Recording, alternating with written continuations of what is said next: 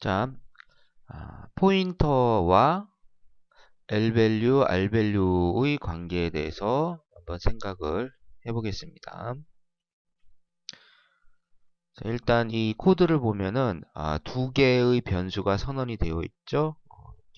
하나는 인티저 변수, 하나는 포인터 변수입니다. 별이 붙어 있으니까 포인터 변수죠.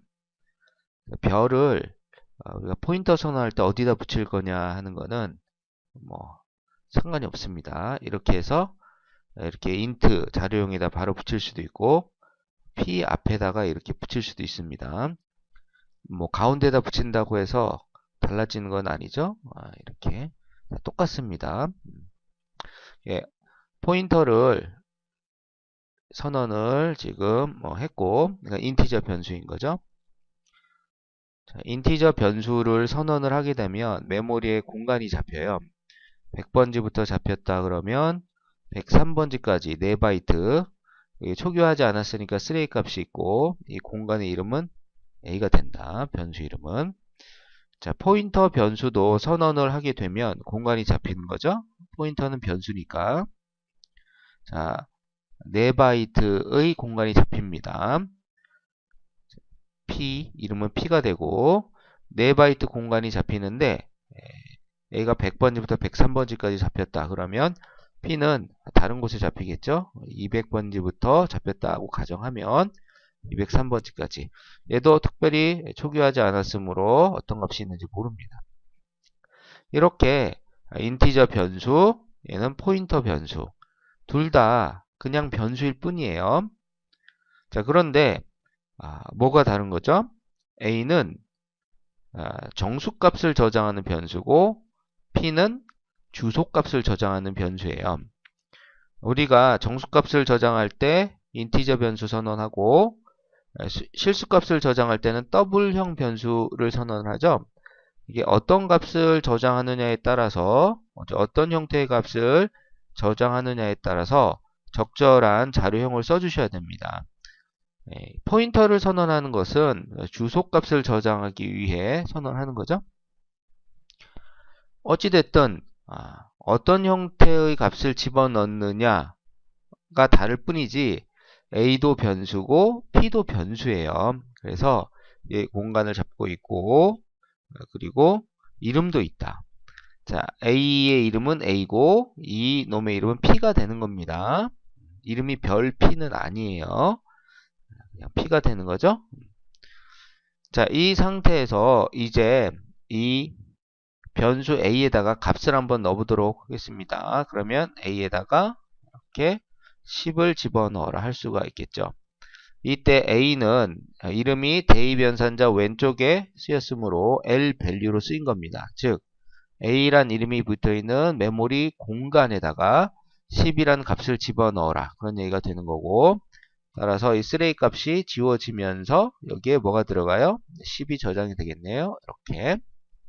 자, P라고 하는 포인터 변수에다도 값을 한번 집어넣어 보도록 할게요. 자, 그러면 P 이렇게 하고 대입연산자 왼쪽에 쓰면 이 포인터 변수 P는 이름 P는 L 밸류로 쓰인 거죠. 즉 200번지부터 203번지까지 이 공간을 쓰겠다 그런 얘기입니다.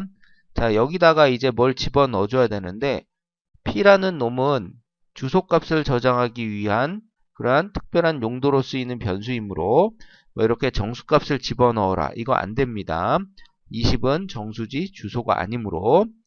따라서 주소를 집어넣는데 어떤 주소를 집어넣어야 되냐면 자, 이 P를 선언을 할 때 보면은 이 별 앞에 int라고 돼 있죠. 이게 바로 힌트입니다.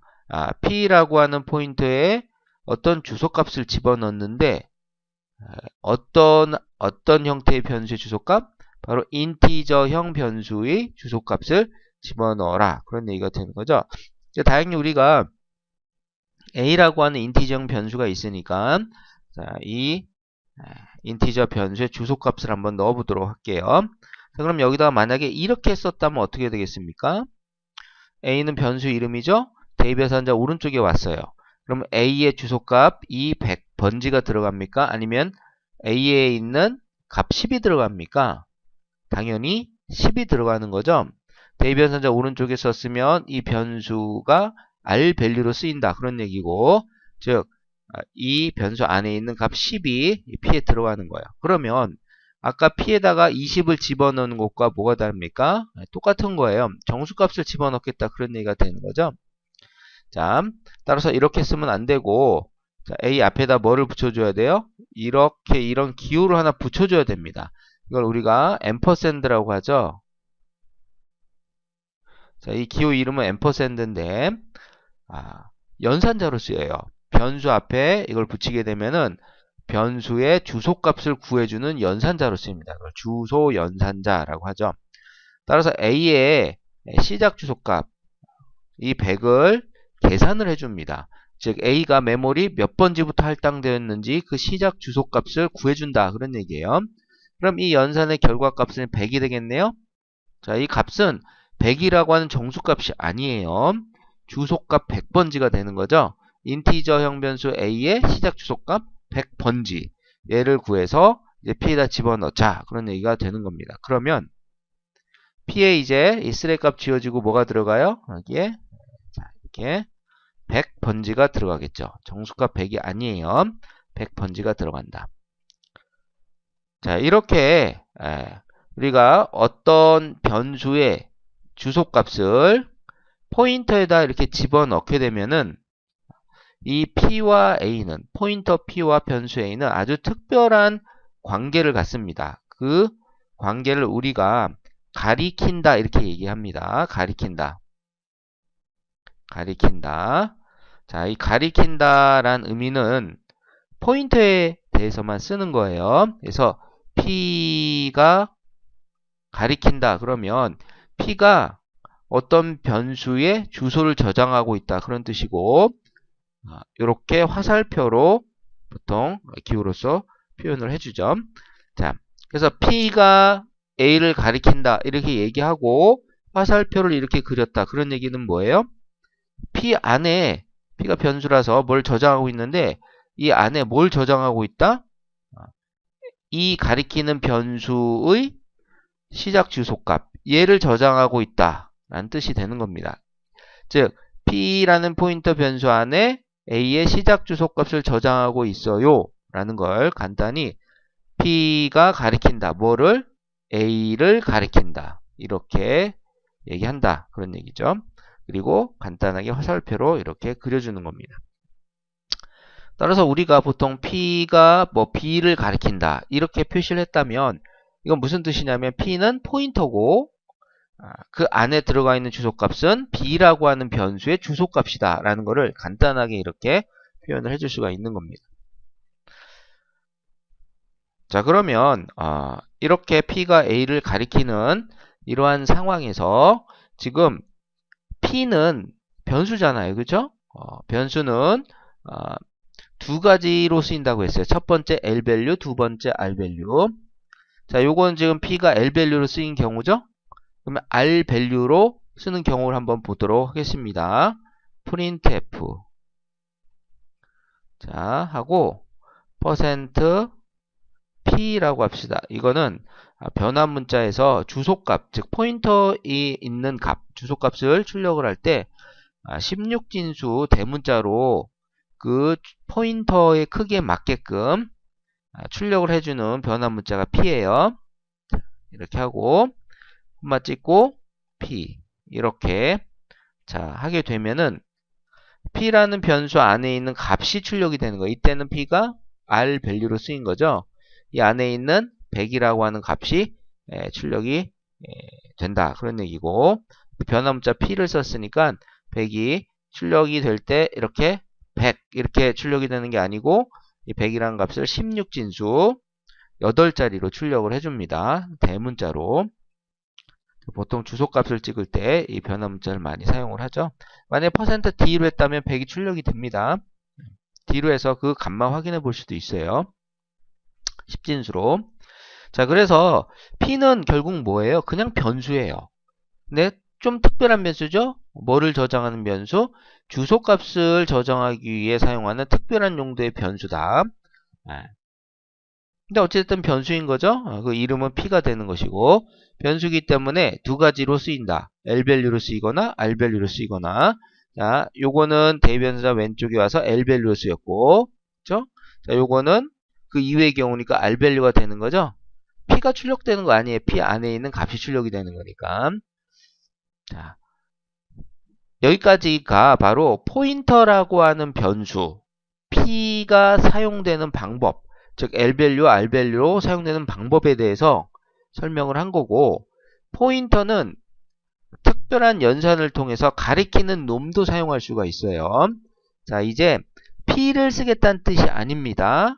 포인터, p를 쓰는 거는 이렇게 L밸류로 쓰거나 R밸류로 쓰는 포인터 변수를 쓰겠다는 얘기고, p를 가지고 뭐도 쓸 수 있냐면 p가 가리키는 변수도 쓸 수가 있어요. 그래서 그때는 p 이렇게 하면 그냥 p를 쓰겠다는 얘기니까 앞에다 특별한 표시를 해줍니다. 이렇게. 이걸 우리가 별 연산자, 간접 참조 연산자, 포인터 연산자, 이름은 뭐로 불러도 상관이 없어요. 그냥 별 연산자 해도 됩니다. 이건 어디다 붙여요? 포인터에 붙여서, 자, 포인터에 붙여서 뭐를 구해주는 연산자입니까? p가 가리키는 놈의 값을 구해주는 연산자입니까? 반은 맞고 반은 틀려요. 자, 이 연산자는 뭐냐면, 연산자는 포인트에 붙어서 p가 가리키는 놈을 구해주는, 놈을 구하는 연산자다. 즉, 이 얘기는 뭐냐면, 이거는 p가 가리키는 놈이 된다, 그런 뜻이에요. 즉, p가 가리키는 놈은 10이 아니죠? p가 가리키는 놈은 a죠? a란 변수를 쓰고 있는 거잖아요. 그쵸? a란 변수를 가리키고 있는 거잖아요. 그죠? 따라서 이 연산의 결과, 즉 별 연산의 결과는 a와 똑같이 쓰이는 거예요. 즉 변수 a와 똑같이 쓰이기 때문에 그 다음에 이걸 가지고 L밸류로 쓸지 R밸류로 쓸지는 그 다음 문제다, 그런 얘기입니다. 자, 이거를 대변선자 왼쪽에다 이렇게 놓게 되면, 자, p가 가리키는 놈, 즉 a를 L밸류로 쓰겠다는 겁니까? R밸류로 쓰겠다는 겁니까? 대변산자 왼쪽에 있으니까 L밸류로 쓰겠다는 얘기죠. 즉 p가 가리키는 놈 a에다가 뭐를 집어넣겠다? 20을 집어넣겠다. 즉 이 공간이 10에서 뭐로 바뀐다? 20으로 바뀐다, 그런 얘기예요. 그렇죠? 자, 됐습니까? 자, 그러면 별 p, 자, 별 p, 자, 이 별 p는 p가 가리키는 놈을 구했습니다. 이건 a예요. 자, a에다가 플러스 30을 했습니다. 그러면 자, 만약에 이 수식이 수행이 돼서 a가 20으로 바뀌어 있는 상태라면 그 다음에 p가 가리키는 놈은 a가 되고 a에다 플러스 30을 하면 a가 L밸류로 쓰이는 겁니까? R밸류로 쓰이는 겁니까? 이때는 R밸류로 쓰이는 거죠. 연산에 쓰인 경우니까. 따라서 20이란 값이 되는 거예요. 이때 비로소 별 p는 p가 가리키는 놈의 값을 구하는 겁니다. 여기다가 자, 30을 더한 50이 계산이 되겠죠? 요걸 다시 이렇게 했다고 합시다. 별 p. 자, 이렇게 했다면 자, 요거는 이 별 p는 p가 가리키는 놈이 되는 거죠? a인데 a의 값입니까? 공간입니까? 즉 a를 L밸류로 쓰겠다는 뜻이에요? R밸류로 쓰겠다는 뜻이에요? L밸류로 쓰겠다는 뜻이 되는 겁니다. 따라서 이 공간에다가, 즉 a에다가 p가 가리키는 공간에다가 50을 집어넣으므로 여기가 50으로 바뀌겠죠? 이렇게 50으로 바뀐다. 자, 이해가 되셨습니까? 자, 이게 바로 뭐냐면, 이 별 p가 바로 뭐냐면, 어디 갔습니까?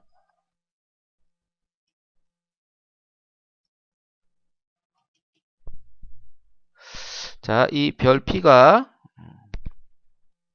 자, 이 별 p가 바로 이게 뭐냐면, 이게, p가 가리키는 놈을 구하는 것이고, 즉, 별 p가 이렇게 L밸류로 쓰일 수도 있고, 별 p가 이렇게 R밸류도 쓰일 수 있다. 만약에 printf로 사용을 한다 그러면 printf %d로 찍어보자. 별 p 찍어보자. 자, 이 얘기는 R밸류 쓰겠다는 뜻이죠. P를 사용하겠다는 뜻이 아니에요. P가 가리키는 놈을 쓰겠다는 뜻이 되는 겁니다. 즉 P가 가리키는 놈인 A의 값이 출력이 되는 거죠. 따라서 포인터는 그렇게 따지면은 자, 네 가지 용도로 쓰이는 걸 우리가 생각해 볼 수가 있어요. 첫 번째는 포인터 변수 자체를 L밸류로 쓰는 경우, L밸류 공간이죠. L밸류로 쓰는 경우, 자, 포인터 변수 자체를 R밸류로 쓰는 경우, 즉 값으로 쓰이는 경우죠. 그 다음에 포인터에 P예요. 별을 붙여서 P가 가리키는 놈을 L밸류로 쓰는 경우, 자, P가 가리키는 놈을 R밸류로 쓰는 경우, 이렇게 네 가지를 우리가 모두 구분을 하셔야 됩니다. 포인터. 그래서 어려운 거예요. 포인터는 그냥 쓰는 게 아니고 정확하게 어떤 용도로 쓰고 있는지를 꼼꼼히 따져가면서 사용을 해야지만 정확하게 쓸 수가 있습니다. 자, 이 내용을 잘 정리해 두셔야지 이중 포인터를 배우거나 또 더 나아가 응용해서 사용을 할 때 정확하게 사용할 수가 있겠죠.